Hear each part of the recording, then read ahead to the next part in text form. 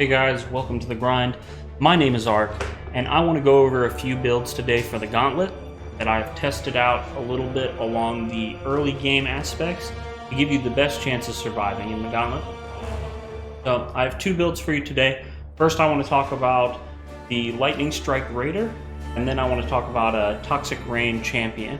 And in between each build, I want to talk about what I did to get the point that I did with each build, which is just past the earliest part of the game, which in my opinion is the hardest.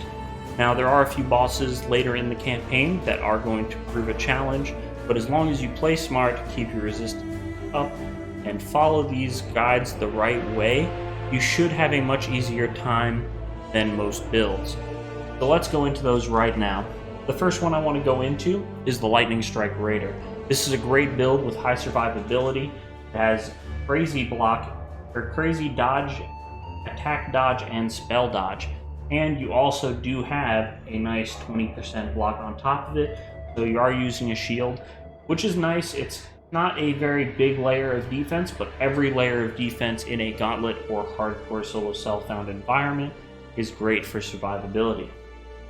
Now, not only that, we are running Wind Dancer, so we also have 15,000 evasion if you've been hit recently. So you have another layer of defense right there.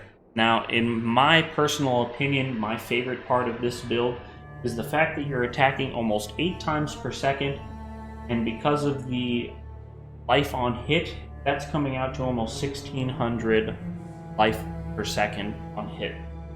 Now, my life could be higher, but with the build that I was messing around with, I want that 100% hit chance for sure.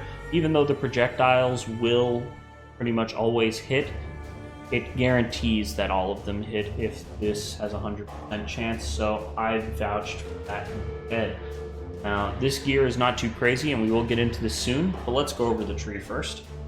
So, you're going to want to grab that life and evasion right in the beginning. Definitely get the max life, the stun avoidance, and regenerate life, with Primal Spirit as well, just to get a few of those extra stat points for strength and intelligence to help you with gems while you're leveling. As well as the mana regeneration is always helpful early game. So now we're going to grab these block nodes, which in the beginning, these aren't super important, but since you don't have access to regrets like you would in, soft core or anything like that, I would still grab these because I did switch over to Lightning Strike before the end of Act 1. Probably not the most efficient way to do it, but it proved pretty good, and it felt nice in Act 2. I was still able to kill anything. I had no issues against the Weaver. I had no issues against the stone guy, the slam guy. I had no issues against him. I forget his name right now, but I had no issues with him at all. Now, I did not I grabbed this right after. This is great, and it's a little bit of extra right there for you. The great node right here. The movement speed is nice, especially when you don't have the extra movement speed yet. Come out from here, and I went down first, to be honest with you, to grab this shield node, just because I did go so early into that, as well as you get closer to Wind Dancer by doing this. I feel like Wind Dancer is too good of a node to pass up in the beginning of the game. So after I worked my way down here and got to Wind Dancer, then I worked up and grabbed this Projectiles Pierce, because by the time you get this, you're in like late Act 2.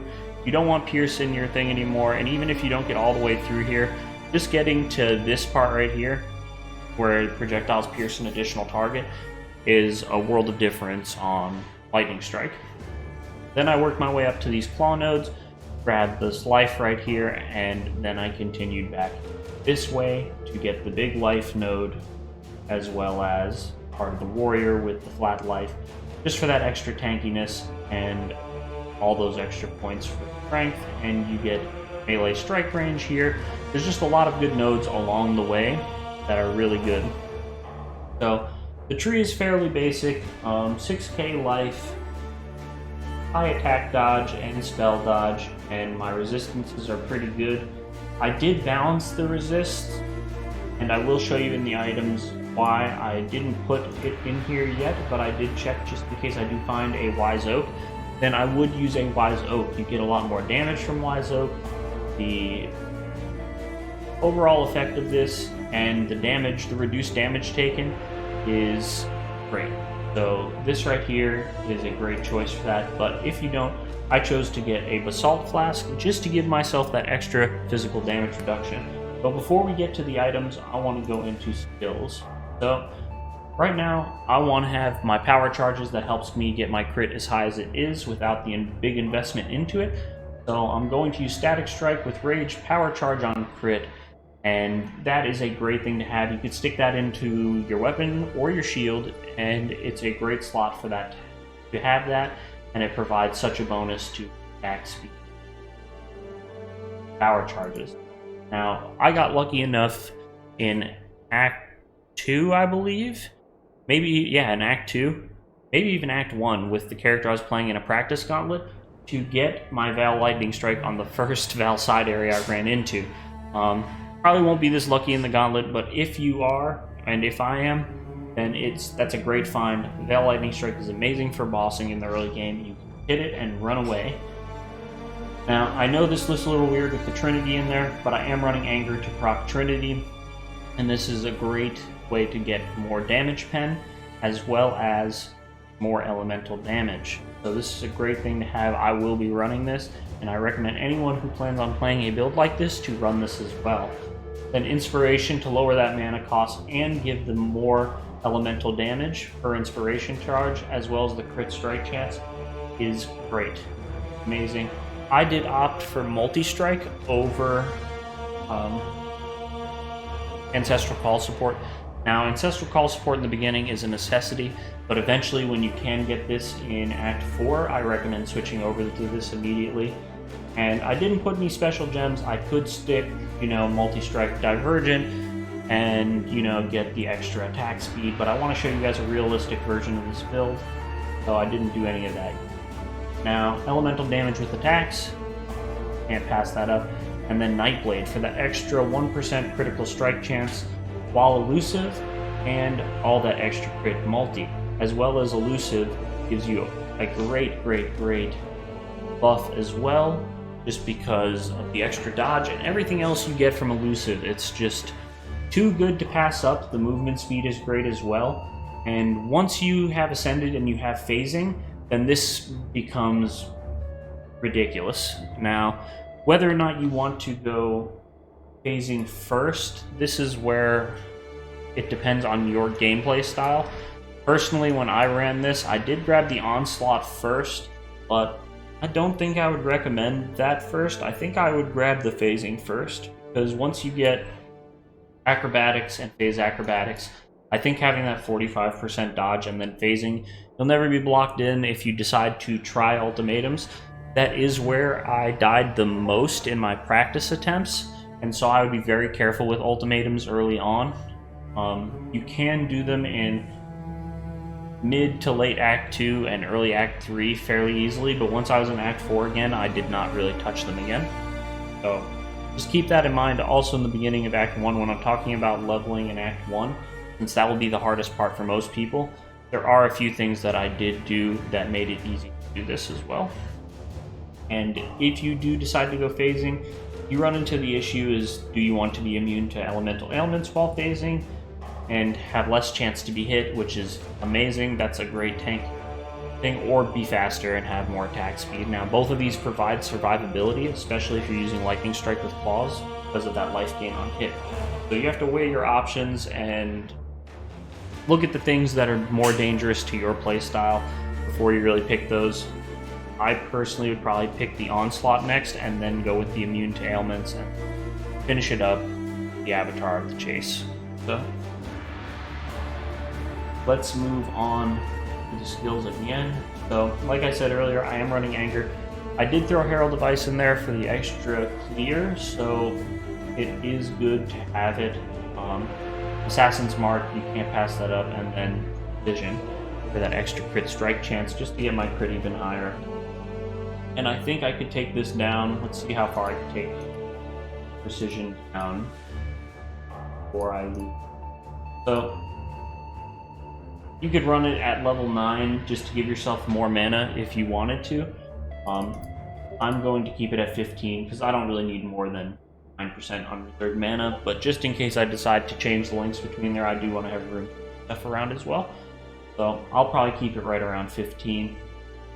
Now, you want to have Fortify up pretty much at all times.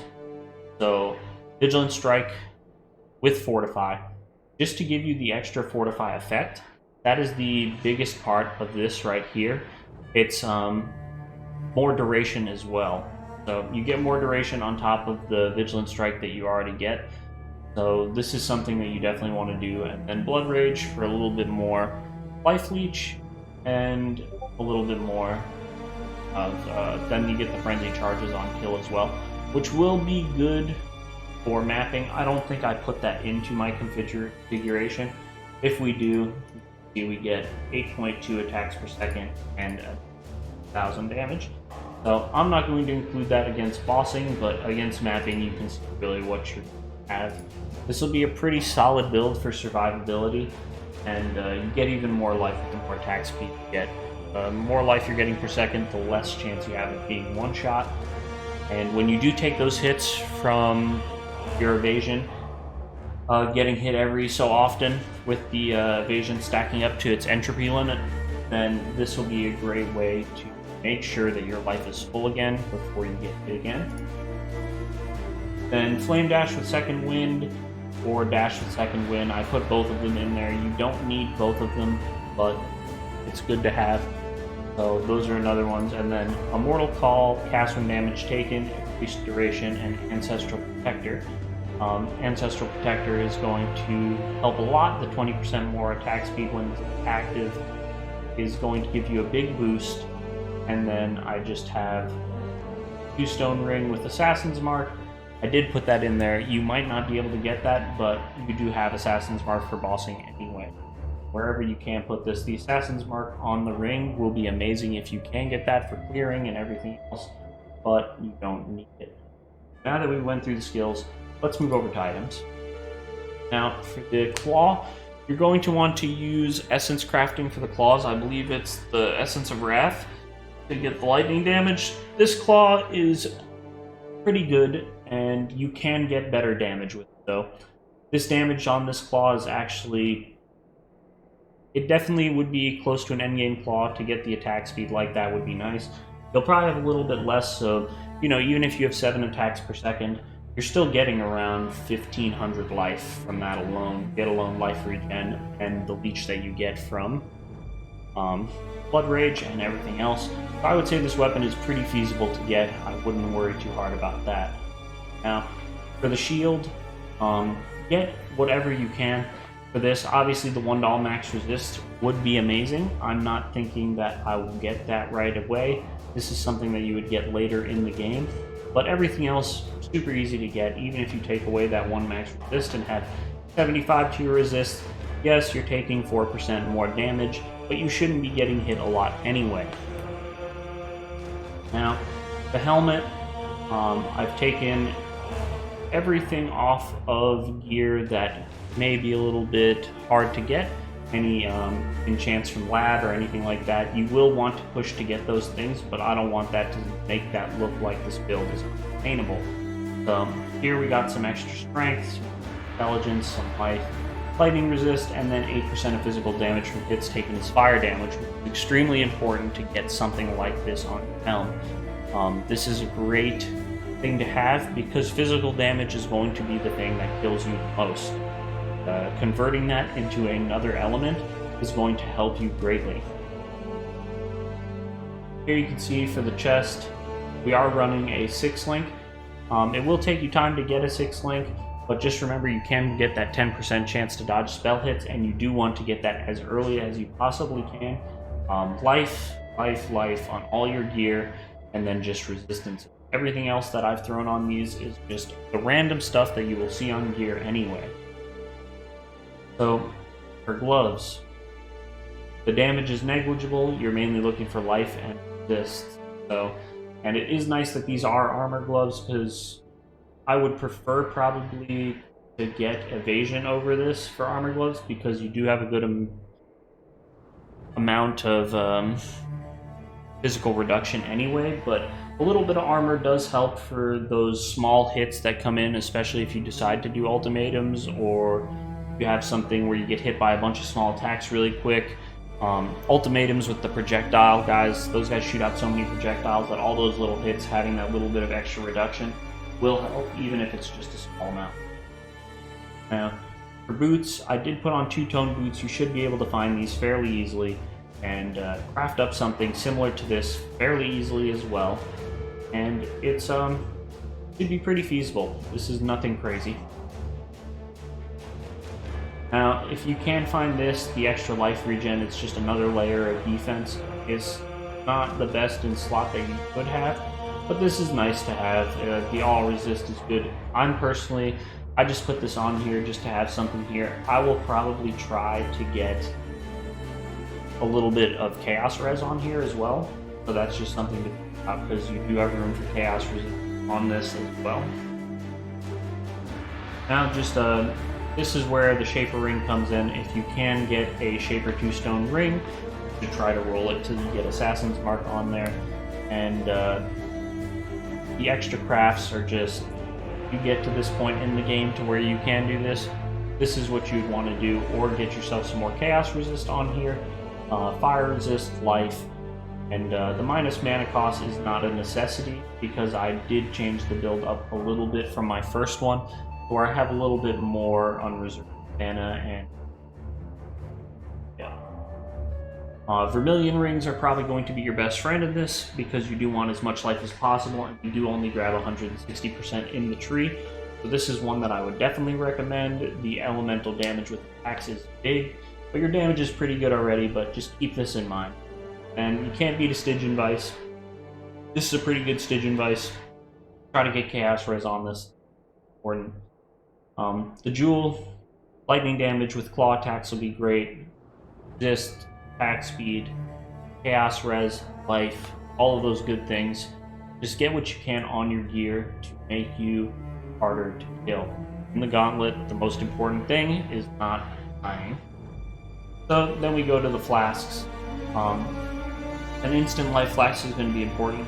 When you do get those big chunks, you're going to want to hit this immediately, as well as obviously eating.